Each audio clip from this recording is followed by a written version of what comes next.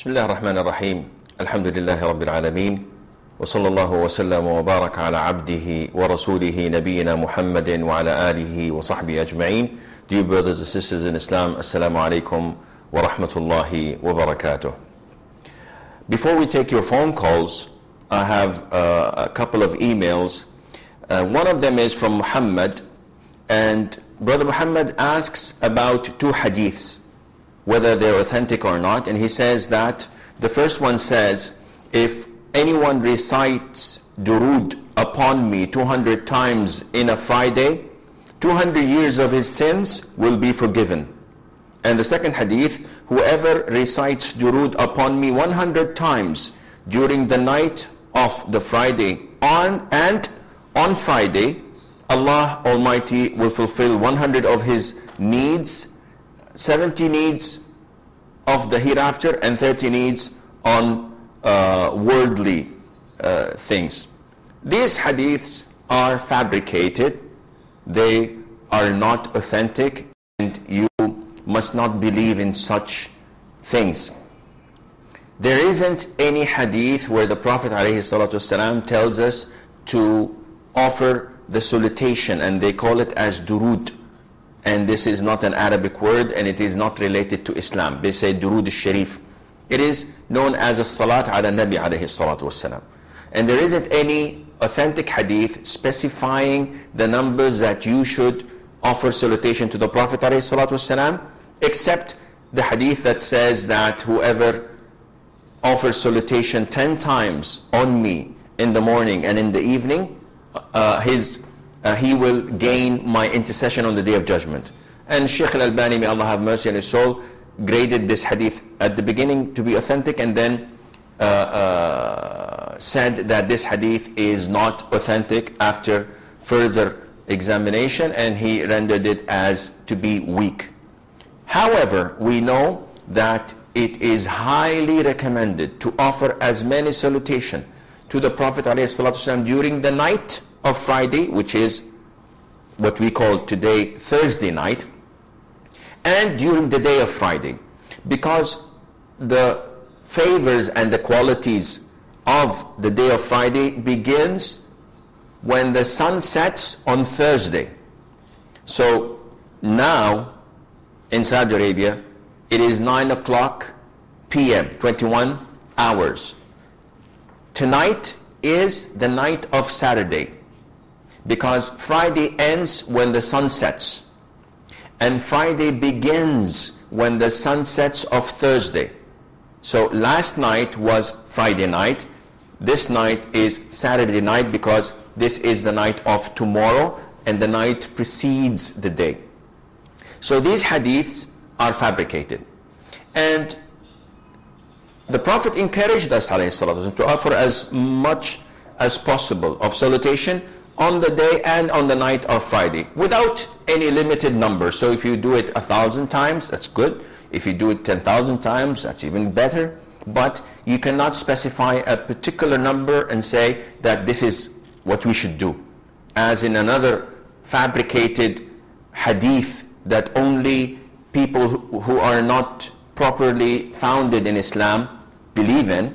This hadith goes on to say that if you pray, if you offer salutation to the Prophet ﷺ 500 times per day and night, you will not die until you see me alive. And we know definitely that this is not possible. The Prophet ﷺ has died, and his body is buried in his grave in Medina. His soul is in the seventh heaven with Allah Azza wa Jal in paradise. So to claim that you will see the Prophet ﷺ alive in this life, this is preposterous. You cannot see this. Unfortunately, there are groups and sects, deviant sects, that claim that yes, this is authentic. I prayed on the Prophet ﷺ 500 times until Allah blessed me to see him alive. Not only that, I went to Medina, I visited his grave, and because I used to offer salutation on him 500 times a day, I saw his hand coming out from the grave, and I gave him the pledge of allegiance, and I shook hands with the Prophet ﷺ. And they claim that this is a fulfillment of the prophecy that if you offer 500 times a day of salutation to the Prophet, this is what would happen to you. This is preposterous. This is a big lie. And this is shaitan playing with them. If the Prophet ﷺ is capable of shaking hands with you, and you can hold him, and he's alive, why not get him out to solve our problems, to judge between those who are fighting and disputing? And why did the Prophet ﷺ's inheritance was claimed by Fatima, may Allah be pleased with her, when he died? Why did Fatima go to Abu Bakr claiming her inheritance from the Prophet ﷺ? Why did they pray and offer funeral prayer if he did not die? He's dead, sallallahu alayhi wasallam. And we love him to the extent that we fulfill and comply with each and every instruction he gave, no matter how small it is. But those who tend to be deviant may find it difficult to comply with this, and they live and thrive on fooling people and putting in their minds this kind of things that are not authentic, these things that are not related to the Quran or to the Sunnah. Brother Omar from Dubai. Brother Omar. Assalamu alaikum. Wa alaikum assalam wa rahmatullah. Yeah, I have a question to ask. Yes. Yeah, I have heard there's authentic hadith that says that doing wudu in toilet is makruh.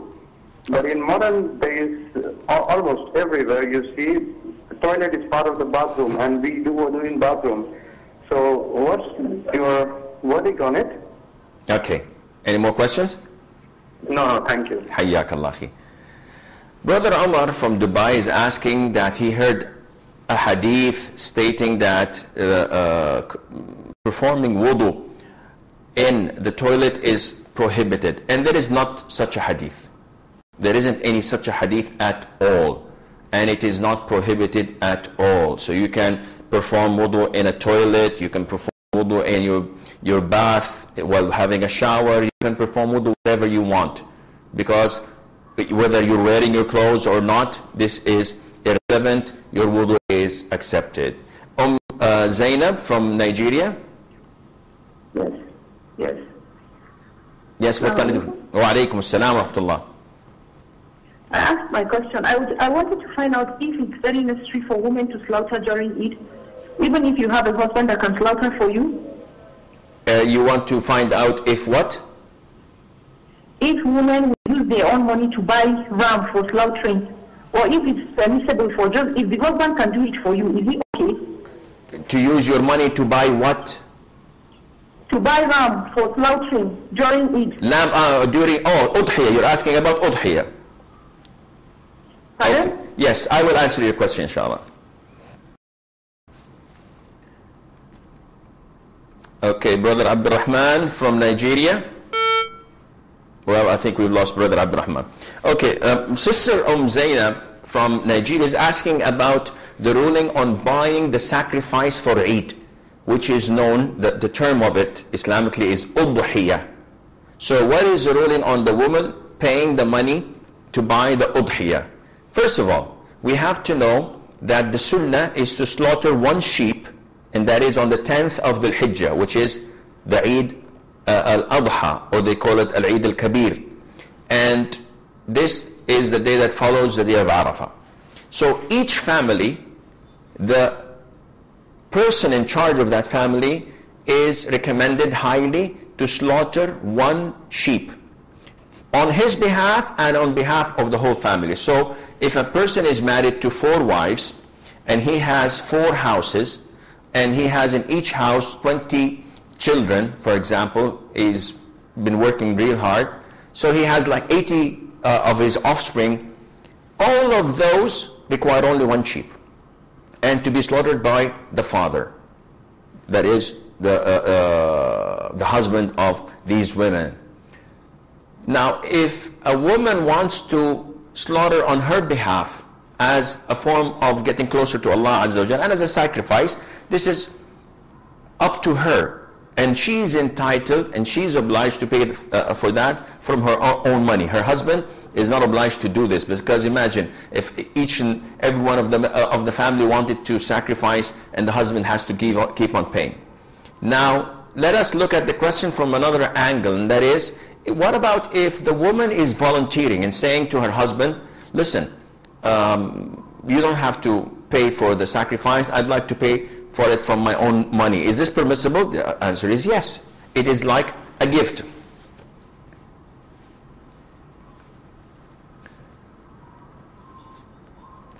Okay, we have two callers. Ahmed from Saudi Arabia. Assalamu alaikum, Sheikh. Salam wa rahmatullah. Sheikh, I'd like to ask, I have wiped on the socks while I made wudu. Then I removed my socks. I forgot that I wiped on them. Then I prayed. Will my salah be validated, or I have to repeat it again? Okay, any more questions? Thank you. You're welcome. Shukrullah from Libya. From Libya. Yes, brother Shukrullah. Yeah. Assalamu alaikum, Sheikh. Wa alaikum salam wa rahmatullah. Sheikh, Listen to me from the phone, please. Don't listen to me Sheikh, I from want to ask you.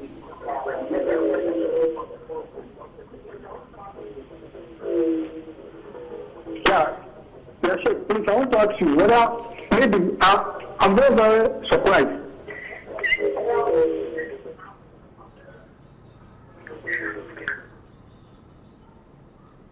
Okay, I think we've lost Brother Shukrullah. I do urge the brothers and sisters that call to us that to listen to us from the phone. When you talk to us, while listening to us from the phone, I can hear you as if I'm talking to you. But when you listen to me on your TV set, there's a relay, there's a delay, so this takes time and you keep on hearing confusing sounds from both channels. Brother Ahmed from Saudi Arabia was asking about the issue of wiping on the socks. And he says that he wore his socks after performing wudu, and after a while he nullified his wudu, so he performed wudu and then wiped on his socks. And he forgot, and he took off the socks and went to the masjid to pray. Is his prayer valid? The answer is yes. Because when you took off your socks, you did not nullify your wudu. It is like performing wudu, and then you go to the barber and you shave your hair. Does shaving your hair nullify your wudu? Because you wiped on your hair, now your hair is not existing anymore? The answer is of course not. Your wudu is correct, and your prayer is correct as well. However, because you took off your socks and prayed, you cannot put your socks again and wipe over them, because now you have invalidated one of the conditions of wiping on the socks. And this important condition is that you put them on after performing a complete wudu, which involves and includes washing the feet. Now when you put your socks again, this would not be fulfilled, this condition. And therefore, for you to be able to wipe over your socks again, you have to perform a complete wudu, which includes washing your feet, and then wear your socks, and then you are able to wipe over them. Abu Bakr from Nigeria. Okay, Abdullah from Saudi Arabia. Yes, Assalamu alaikum, Sheikh. Wa alaikum salam wa rahmatullah. I have a question about zakat. About? Zakat. Zakat, okay. Yeah, because I have gold. I am used to pay every year 2.5%, but by through money, not gold. But somebody told me that it is not correct. Well, what is the right one? Okay, any more questions? Yes, can I ask 2 more questions more? Yeah. Okay, this is about actually a man who is always lying using the Quran and the Kaaba. What is the ruling on this about in Sharia? He's using the Quran? Yeah, using the Quran by Allah, touching the Quran. He has 2 wives, and telling to the wife, the first wife, that I'm already giving talaq to the second wife, and by Allah touching the Quran also. What is the ruling in Sharia? So you're asking about the ruling on swearing on the Quran? Yes, that's right. Okay. Second question. And there's also another one, because this is not my question, somebody told me to ask. What is the ruling if there's couples living separate a long period of time, when they want to reconcile, they need nikah again, or they just resume their marriage without nikah? Again, can you ask me the question again with a little bit clarification? sorry, I'm nervous. There's a couple. Okay. They're separating long period of time, maybe a decade. Okay, with a divorce or without a divorce? They have commitment that if the man is not coming in that particular date, means to say they are not husband and wife. Yeah, but they were married again. The woman traveled to another country, then after 4 years in the other place, and come back to Saudi Arabia, and they're living together again. The man abandoned him for maybe 5 years. The man is living with the other woman, and afterward they're just living. After 5 years, they're living together again without nikah. So we are confusing if they need nikah or no nikah. And they were Muslims 10 years ago. Yeah, 10 years ago they are not living together. Yeah, but they were Muslims at then, yani. They're Muslim, yeah. Okay, I'll answer your question, inshallah. Thank you, Sheikh. Thank you, Sheikh. Abdurrahman from Nigeria. No. Yes, brother. What can I do for you? Okay. Assalamu alaikum. Wa alaikum salam wa rahmatullah. Sir, I want to ask a question. Okay. There was a crisis in our town, Okay. and government put coffee, which starts from 6 p.m. to 7 p.m. Okay. That means Maghrib and Isha prayer fall within that period. Now, some people are praying Maghrib combined with Isha during Maghrib prayer in the masjid. And some are praying only Maghrib and come back to their home when Isha time, they will just pray Isha. I want to know which one is the best, so that What is the reason? not be confused. Some are praying combined Maghrib and Isha, some are praying only Maghrib. What is the reason for combining? Is it rain? Is it fear?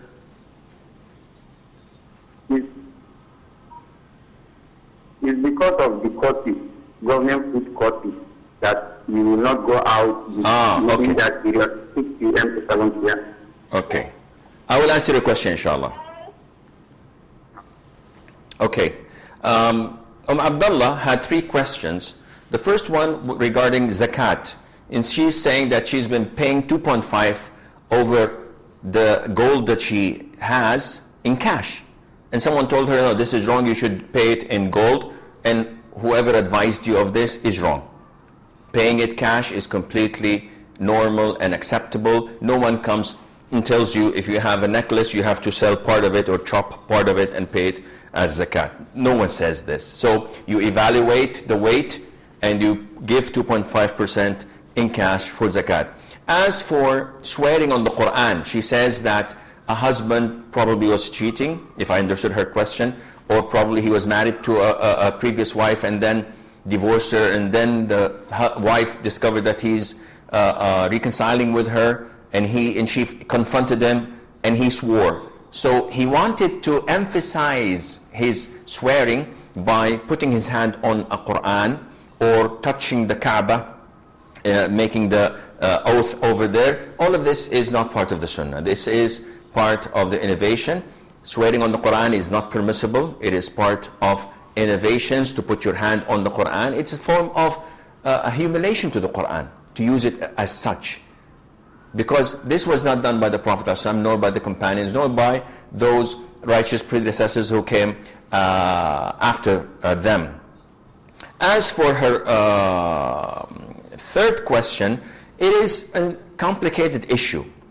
But if I understand correctly, she's asking about a couple who were married and then separated without a divorce. And this is scenario 1. Their separation was without divorce. And after 10 years, the man married someone and lived with her for 5 years, and then when they met again in Saudi Arabia, they reconciled and came to live together. This is completely normal because they are still man and wife. See, the separation between a man and wife if this separation took place without divorce or khula, or a separation forced by the judge, they're still man and wife, unless one of them dies, of course.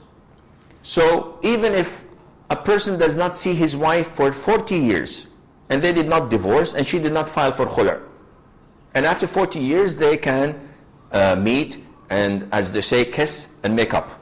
There's no problem in that, because they're still man and wife. The second scenario is that 10 years ago they separated with a divorce. Now if this is the case, they cannot reconcile, they cannot not go back together unless they make a second contract marriage. And this is providing that they were divorced once. But if they were divorced 3 times, if he divorced her 3 times, separate 3 times, then she cannot go back to him until she marries another man and lives with him a normal marital life. So you have to find out exactly what had happened, and you can always give me a call or send me an email. Abdul Rahman from Nigeria, he is asking a question which truly indicates how strong Muslims Nigerians are. Amazing. They're having a curfew due to some disturbances in Nigeria. And these disturbances are definitely not caused by proper Muslims, practicing Muslims, because practicing Muslims don't make such disturbances. They don't make such violence. They don't make such terrorist attacks. But I'm not here to judge anyone, because I don't know what's happening there. All what we hear is from the BBC, from the CNN, from this or that, and they're not reliable media sources. We cannot judge who is right and who's wrong unless we see it with our own eyes. Nevertheless, there are disturbances and there is a curfew. Look what the proper Muslims ask about. Whether it is permissible to join the prayer of Maghrib and Isha due to the curfew, or should we pray Maghrib and then go back and pray Isha on time in our houses. Amazing. Amazing. This shows you that they have this great and strong iman like the companions of the Prophet ﷺ used to have. When the Prophet was telling the companions, may Allah be pleased with them, about the coming of the Antichrist, of al-Masih al-Dajjal, and he told them that he will spend 40 days on earth. One day is equivalent to a year. One day is equivalent to a month. Another day is equivalent to a week, and the rest of the days are normal days. What did the companions say? They did not ask, "O Prophet of Allah, would we be having swords or laser-guided missiles? Would we be doing this or..." No. The first thing that they asked the Prophet ﷺ was, "O Prophet of Allah, in the day that is equivalent to a whole year, how should we pray? Should we pray the prayer of one day, or should we pray the prayer of a whole year?" And the Prophet told them, "No, you have to estimate it. It would be a truly 1 year, but the sun would take a whole year to set." Subhanallah. And this question of Brother Abdul Rahman reminded me of the companions. So I pray to Allah Azza wa Jal that He makes the hearts of our brothers and sisters in Nigeria steadfast on Islam. And not only any Islam, on the Islam that is based on the Quran and on the Sunnah, which we claim in Huda that we are trying our level best to present to the humanity. As for his as for the question, the issue, because of your situation, I believe that you should pray Isha with Maghrib, because this is the only time you are allowed to pray in the masjid, and therefore it takes the same ruling as when it is raining or when there is great fear. You pray Maghrib. After you pray Maghrib, the Imam calls for the Iqamah, and you pray 4 rak'ahs Isha, and then you go home. And may Allah Azza wa Jal save and keep all our brothers and sisters, the Muslims worldwide, in their safety and security. Brother Mubin from India. Brother Mubin. Assalamu alaikum. Wa alaikum salam. I have a question. Okay. Someone has been here in Saudi, has gone to Saudi For several years he has been in Saudi. Okay. You are listening? I'm listening. Somebody has come to Saudi for several years, yes? Yes, someone, maybe someone. One day he said to his wife that I want to divorce you. He said 3 times in a moment. What did he say exactly? He said 3 times divorce to his wife. What did he say exactly? I want to divorce you? He says in this way. I divorce you in this way, he said. Okay. He said in a moment, in maybe 10 seconds, 3 times. He said, I divorce you 3 times because of some reason, because he was angry with his wife. Okay. Then what is the ruling of Islam? Is the nikah valid or invalid? Okay, I will answer your question, inshallah. Okay, sure. Brother Mubin from India is asking about a man who was married to his wife. They had normal relationship and as a man and wife. And then once he got mad with her and he said to her, I divorce you, I divorce you, I divorce you. And this is known as divorce thrice in the same situation or in the same time. The most authentic opinion of scholar is that this is considered to be one divorce. So if he reconciled with his wife after saying this within the period of iddah, which is 3 menses. So if he divorces her today, said you're divorced, you're divorced, you're divorced, she should count 3 menses, 3 monthly periods. If she gets the first one and he's not reconciling, the second one he's not reconciling, the third one and he's not reconciling, once it's over, khalas, it's gone. She is not his wife and she is a stranger to him. But if he reconciled with her, which usually happens after the divorce, half an hour, couple of hours, maybe a day or 2, they start weeping and crying and I'm sorry, I love you, what to do? They come and knock on the doors of muftis. Shaykh, I did this and I did that. Why did you do it in the first place? Just because Allah Azza wa Jal gave you the right to divorce does not entitle you to turn into an AK-47. Some of the husbands are an AK-47. They're like a machine gun. Talak, talak, talak, talak, talak, talak, talak.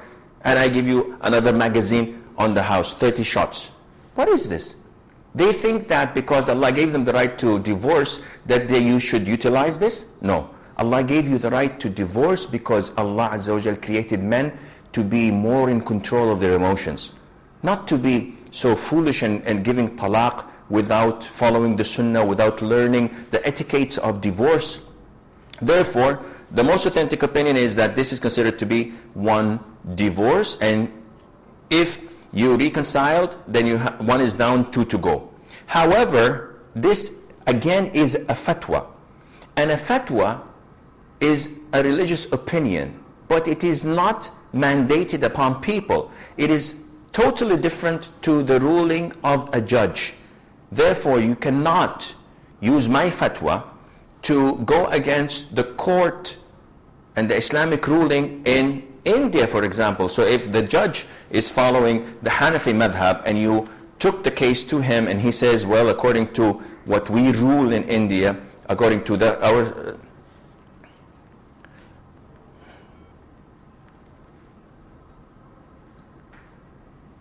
okay. So you cannot overrule his ruling with a fatwa because he is the Islamic ruler in that country and you should abide by this. Shukrullah from Libya. Well, I've lost Shukrullah. Jalila or Kalila from Sanders. Assalamu alaikum wa rahmatullahi wa barakatuh, Shaykh. Wa alaikum salam wa rahmatullahi wa barakatuh. I would like to know if you, I need one answer for one question. So I need to know if my husband, for example, we speak in general for all the men, if they make wudu, okay? And before to go in the jamia, they hold their wife or they kiss their wife before to go. That means we go the wudu for him. Okay. Any more questions? The second question also, if you are a smoking person and he make wudu and he smoke before to do the salah, he lose his wudu by smoking. Okay. And now one question too much personal for me. We was my husband, he was make salah with me 2 times. But before 8 years ago, like how I remember my husband, he told me it's not true. But in my mind, like how I remember one time in the first year of marriage, he was make salah with me. That was mean 3 times for me with these 2 times. But he was say to me, until now he say to me, he don't was make salah before 8 years. But in my mind, I remember he was do it that. So in this case, okay, what I must do? Okay, I will answer your questions, inshallah. Shukrullah, this is your last time. 3rd strike. Listen to me from the telephone, please. Yes, Shukrullah. Wa alaikum assalam wa rahmatullah. Please, Sheikh, I want to ask you whether Islamic come because of Allah only. Which yes, please. I want you to give me an ayah. And if you know, then how is it that when Allah saw a black man, when he said that you are a Muslim, he's doubting about you? And then secondly, please, my second question is... I didn't get your first question. I couldn't understand. Someone is telling you you're a black man? Yeah. When an Arab man saw you, when Arab man saw you, when you said that you are a Muslim, he is doubting. He doesn't believe you that you are a Muslim, and I don't know why. Okay. My second question is, please, did Islam say that we should steal? Did Islam? Islam said that we should steal our neighborhood. Cannot understand the question. I said, please, that Islam said that when you see a foreigner in your country, you want to steal him. I'm unable to understand what you're saying, Shukrullah. I have a problem in understanding exactly what you want to say. So if you can clarify your accent a little bit. I said, please, Sheikh. Yes. That Islam said that we should steal our neighborhood. When you see a foreigner in your country, that Islam said that you should steal him. Maybe you have money with him or his mobile phone or something. That Islam said that we should take it from him. Wallahi, okay, I don't know. I'll try my best to answer what I thought that was your question. Okay, we have Hala from Saudi Arabia. Hello. Yes. Assalamualaikum. Wa alaikum salam. I just want to ask regarding I am doing right because right after Salah is a prayer. I do this tahajjud 8 rakaat right after Salah prayer. After Isha prayer? After that, before 30 minutes Fajr prayer, I do the witr, the 3 rakaat. This is correct? Yes. Correct or not correct? Isha prayer, Alatul 8 rakaat I do. Okay. Okay, thank you very much. You're welcome. Jalila had 3 questions. The first 2 were almost related to wudu. So she's asking if a man performs wudu and before leaving to the masjid he kisses his wife or he smokes. Does this affect his wudu? Well, as if she's comparing smoking to kissing a wife and that it is harmful for yourself. No, it's not. Smoking is forbidden. Looking at women on TV sets or live is forbidden. Listening to music is forbidden. Saying obscene words is also forbidden. However, this does not affect your wudu, because wudu is nullified by a number of things, as we know, things that come out of your private parts, urine, defecation, passing the wind, eating camel's meat, sleeping, all of these things nullify your wudu. None of them include smoking nor kissing the wife, and the most authentic opinion is that kissing or touching the wife does not nullify the wudu, because the Prophet used to ﷺ kiss his wives and go to pray without renewing his wudu. We have a third question of Jalila, but we have also a short break, so stay tuned.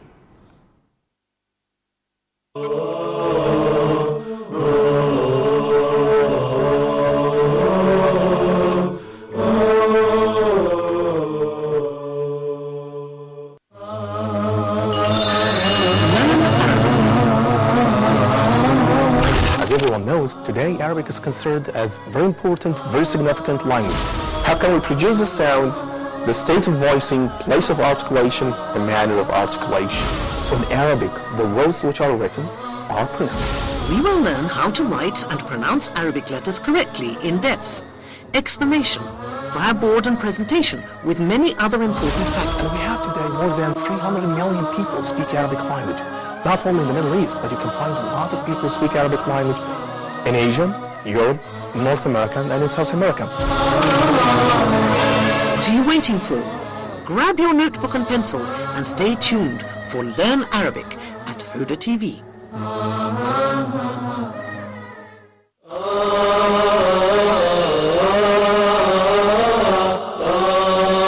Please, brothers and sisters, in particular brothers, husbands, divorce is the last resort.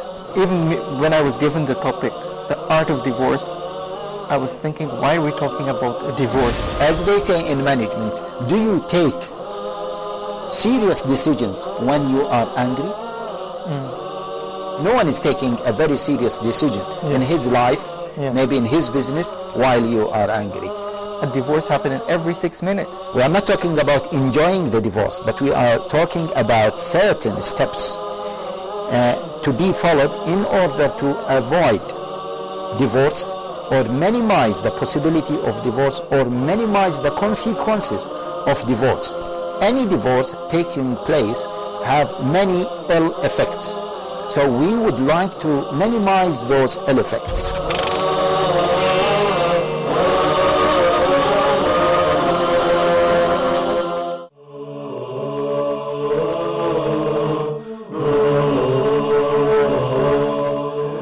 Assalamu alaikum and welcome back. Sister Jalila, her last question was about a situation, and she's saying that a woman remembers that her husband gave her 2 talaqs and then he gave her the 3rd, while the husband says and claims, no, what you are remembering is wrong. I gave you previously 1 talaq and this talaq is the 2nd. So she's asking what to do if I am almost certain that this is what I remember. Well, at the end of the day, it's the word of the man. If you are 100% certain that he gave you 3 divorces, you cannot be with him. You should leave him. And this is done by complaining to the judge. And he will interrogate and he will give you the Islamic ruling. But if you are in doubt whether the 3rd divorce took place or not, when the husband is saying that it didn't, then his word is what counts and yours doesn't. Shukrallah, I apologize seriously because I was unable to understand your questions due to a deficiency in me, not in you, may God forbid. I thought that you asked about the first question of a situation of someone coming up to you and saying that, or to someone, and because of his color, because he's black, he's saying that he's not a Muslim. Well, this is a sign of ignorance. Whoever says this or believes this is an ignorant person, because in Islam there is no color. Bilal ibn Abi Rabah, may Allah be pleased with him, Salman al-Farisi, who was from Persia, Bilal was from Abyssinia, Suhaib al-Rumi, who was an Arab and then was abducted by the Byzantines. They were all from different colors and ethnicities. However, they were one of the great Muslim companions of the Prophet ﷺ. So it doesn't matter in Islam at all whether you're black, you're white, whether you are from the east or from the west. In Islam, what counts is the virtue and the righteousness you have in your heart and your deeds. And this is what Allah looks at. It was reported in Sahih Imam Muslim that the Prophet said, ﷺ, Allah does not look at your colors, Allah does not look at your build, your bodies, nor at your wealth. But Allah Azza wa Jal looks at your hearts and your deeds. So this is what counts at the side of Allah. If my question...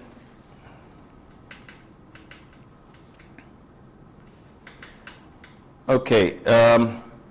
And Brother Shakrullah also was asking about the neighbor in Islam, and if he's in need, can we give him money? The answer is yes, if I understood your question correctly, and I truly doubt that. Brother Ishfaq from Saudi Arabia. Assalamu alaikum wa rahmatullahi wa barakatuh, Sheikh. Wa alaikum assalam wa rahmatullahi wa barakatuh, akhi. How are you, Sheikh? I'm fine, alhamdulillah. First of all, I'd like to congratulate Huda TV for launching on the Huda Academy. Alhamdulillah. And inshallah, we'll always benefit with this program. Ameen. And I have a question, Sheikh. Yes. Can a woman do salam to a non-mahram, and vice versa? She can answer if the non-mahram does a salam to a man. Okay. This is my question. Any other question? Okay, I think that's the question of Brother Ishfaq. Sister Jasleen, if I'm correctly pronouncing her name. Hello, assalamu alaikum. Wa alaikum salam. I have 3 questions. Okay. My first question is slightly related to Abdullah. Here, if a man has 2 wives and he lives with his first wife and always tells her first wife many times that that his second wife is not his wife anymore, with touching the Quran and everything, is this considered talaq? He just tells her that she's not my wife, but he does not divorce her. Yes. Okay. And the second question? If I'm in ablution and if someone passed wind, does my ablution be voided or nullified? If you do what? If you're in ablution and what happens? And if any person passes wind. Okay. And my third question? Okay. Is my friend actually saw impostor of her mother. I didn't get your question. Like she saw the copy of her mother, like in the form of a human. She saw what? Like a devil, jinn. Okay. With her face is exactly like her mom. Okay. What's this? And there's any ruling, like anything, sign of something? She saw it live or in a dream? No, true life. Okay. That was probably her mother. Okay, I'll answer your question, inshallah. Okay, Carwin from Sweden. Carwin from Sweden? No. Yes, brother. Sorry. Wa alaikum assalam wa rahmatullah. I have 2 questions, inshallah. Inshallah. The first is, how do we know that we are a follower of the Prophet Muhammad sallallahu alaihi wasallam? Because everyone says, I follow the Sunnah, I follow the Sunnah. And I just want to know, what is the sign that we are the follower of the Prophet Muhammad sallallahu alaihi wasallam? Okay. And the second is, how can we, there is some Muslims that they have lots of hope and lots of Allah Azza wa Jal. Again. Very, I didn't get your question. Okay. There is Muslims who have lots of hope and lots of Allah Azza wa Jal, but very low fear to Allah Azza wa Jal. Okay. How can we fear Allah Azza wa Jal? What is the step? Okay. I'll answer your questions, inshallah. Okay. Hamza from Saudi Arabia, and maybe this is the last question so that we can answer the previous ones. Assalamu alaikum, Sheikh. Wa alaikum assalam wa rahmatullah. How are you, Sheikh? I'm fine, alhamdulillah, jazakallah khair. Sir, I have 2 questions. One question is that sometimes people, like in the student life, students usually tend to obey Allah at the time of examination. They are like become the most muttaqi of all times. And when the exam is over, they start again the disobedience of Allah. Is this behavior acceptable? Okay. And my second question is that my big brother, he's actually doing MBA in business administration. So he is interested in finance, and if he knows that if he studies finance, he might have to deal with interest in the future, because finance is usually all about interest. So should he opt for finance or go for some other field like marketing? They are included in the MBA. So what is your advice, Sheikh? Jazakallah khair. Wazak akhi. Okay, we go on to Sister Hala from Saudi Arabia.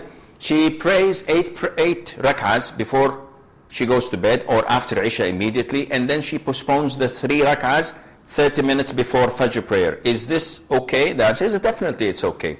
The Prophet ﷺ used to pray from the beginning of the night, in the middle of the night, and he finally continued to pray at the end of the night. So wherever you pray, or whenever you pray your night prayers, it's permissible. However, it is best, if you always do this, no, it is best for you to postpone all of your night prayers to be prayed before Fajr prayer, at the last third, because this is the most preferred and honorable time of the day and night to pray. And that is in the middle of the night, in the last third of the night. Brother Ishfaq is asking, what's the ruling on a woman giving salam to an non-mahram and a man giving a salam to a non-mahram woman? The answer is, if this is in an open place, this is okay. When a man comes into a room and there are women and men in a shop or in his house and he says, Assalamu alaikum, this is okay. And if she is also entering a room or a house or a car where there's her husband maybe and a brother, or there is her sister and her brother-in-law, and she says, Assalamu alaikum, Muhammad, how are you? In the presence of her sister, it's no problem. What the problem is when they're alone. So a man meets a woman on the street, says, Assalamu alaikum, she says, Wa alaikum assalam wa rahmatullah. This is something that calls for suspicion. And this is one of the greatest breakers of ice, and you don't definitely want to break ice in such a situation. So you have to look at the consequences, you have to look at the repercussions that may or may not happen. And sometimes, I remember one of the programs, a sister called and said, Assalamu alaikum, Sheikh Asim, I love you for the sake of Allah. This is inappropriate. She says, why? Didn't the Prophet say, whenever you love someone, inform him? Yes, this is true, but the things that may happen afterwards are far greater than the good that is happening from informing him. So yes, if you love a sister, and you're a sister, you can tell her, I love you for the sake of Allah. I can tell my friend, my director, my co-host, whatever, another man, I love you for the sake of Allah, but I cannot go and say this to the opposite sex. And therefore, I hope this answers Ishfaq's question. Jaslene's had a number of questions, and one of them was that a man who had 2 wives, and when he was in an argument with one of his wives, he held the mushaf again. We talked about this, so we're not going to discuss it again. And he said that, Wallahi, she's not my wife. And she's asking, is this a divorce or not? Divorce is 2 types. One, straightforward, I divorce you. And the other one is probable, but it is not straightforward. Like a man saying to his wife, in an argument and after quarreling, go to your father's house. And this depends, what did he intend?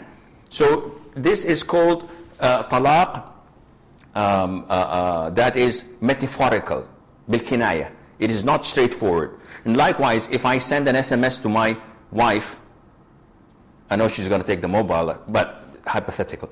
If I send her an SMS saying that you're divorced, the judge would not hold this to be a documentation stating that I've divorced her, because this, again, is not as straightforward. There is a possibility I was sending it to a friend, and by mistake, I sent it to my wife. There is a possibility that I was testing the font while typing. And this is why it depends on the intention. That is why the husband has to be brought in and ask, what was your intention? She's asking about a person offering wudu and then passing wind. The answer is yes. Passing wind nullifies your wudu, like passing urine, like defecating, like eating camel's meat, like sleeping. All of these things nullifies your wudu. She's asking about a woman who saw a person, and she claims that it was a jinn who was in the form of her mother after Maghrib. And we know that the Prophet told us ﷺ, that we are unable to see the jinn and their offspring. We can't see shaitan. So most likely this is the work of your own mind. Either you truly saw your mother and she was in a very bad situation and condition, shouting and swearing, and this made you think that it was a shaitan, or this is your own mind playing games on you. Brother Karwan or Karen, or I write it in Arabic so it's difficult for me to pronounce it. He's asking how can we verify, how can we know that we're following the Sunnah? And this is a 1 million krona, well they don't deal in kronas in Sweden anymore, 1 million euro question. It is extremely important to identify whether am I following the Prophet's Sunnah, am I on the right track or not, because the Prophet told us that my ummah will be divided into 73 sects. Imagine the ummah of Muslims, those who raise a flag saying we're Muslims. The Prophet told us that they'll be divided into 73 sects. All of them are in hell except one. So the companions asked, which one? How can we know that we are from the saved group or not? And the Prophet said, ﷺ, those who follow my footsteps and the footsteps of my companions. So, Akhi, in Sweden, if you'd like to know whether you are following the Prophet ﷺ or not, you have to go through the Quran, study it thoroughly, go through the Sunnah of the Prophet ﷺ, study it thoroughly and implement it in your life. Then you will be a part of those who follow the Prophet ﷺ. I'll give you an example. If I have a group in Sweden stating they're Muslims, the big beards, big turbans, short thobes, mashallah, the whole 9 yards. But when I listen to them speak, they say that the disbelievers, they're kuffar. This is true, they're kuffar. And they are the enemies of Islam. Not quite true, not all of them enemies of Islam, but they are kuffar, they're disbelievers. And we have to kill their women, we have to kill their children, we have to kill everyone. Hey, hold on, hold your horses. Why do we do this? So just because they kill our women, they kill our children. Sorry, this is unacceptable. And definitely you're not on the track of the Prophet ﷺ. The Prophet ﷺ had a Jew servant serving him. The Prophet ﷺ had Jew neighbors. And he would attend their dinners when they invite him, to the extent that one of them poisoned the Prophet ﷺ. And this did not stop him. He did not call him to kill all of them. So definitely this is not Islamic. If you go to another group with the same scenario, the whole 9 yards, and they say it is okay to cheat the government, it is okay to steal from ATMs, it is okay to rob our neighbors' houses because they're kafir, they're non-Muslims. We can spit on them, we can kill them. No, you cannot. If you do, you're not following the Prophet ﷺ, definitely. So for you to know whether you're following the Prophet ﷺ, you have to look into what you have implemented in your life. How do you feel? Are you dealing with the Muslims and the non-Muslims exactly like the Prophet used to deal with them? How are you dealing with your mother and father, even if they're non-Muslims? Are you obeying them? Are you respecting them? If not, then know that you are not on the right path, not on the right track, and you're not following the Prophet ﷺ. How are you treating your wife and children? How is it when you speak? Do you lie? Or do you have a gray lie? No, there is no white lie, gray lie, or black lie. It is all the same. Therefore, this is one of the best ways of knowing whether you are on the right track or not. He also asks about a person who has a great deal of hope and belief in Allah and love for Allah, yet his fear is very little. So how can we treat this? Well, first of all, you have to analyze. If his lack of fear is making him do sins and not fulfill his obligations, then definitely he is on the wrong track. But if his lack of fear is not displayed in this, on the contrary, his great love and hope in Allah Azza wa Jalla is making him more devoted to Islam, then there is nothing for you to worry about him, inshallah. Brother Hamza, he's asking about those who worship Allah when it's time for exams and after the exams are over. they go back to their sins. Is this acceptable? No, it's not. But definitely they are better than those who are out of arrogance today. And I've seen people like this. They don't pray even at the times of exams. And when I asked him, Akhi, why aren't you praying and supplicating to Allah to make it easy? He said, well, at times of ease, I don't pray for him. Do you want me to pray for him when I need him? This is hypocrisy, it's not me. This is arrogance and ignorance.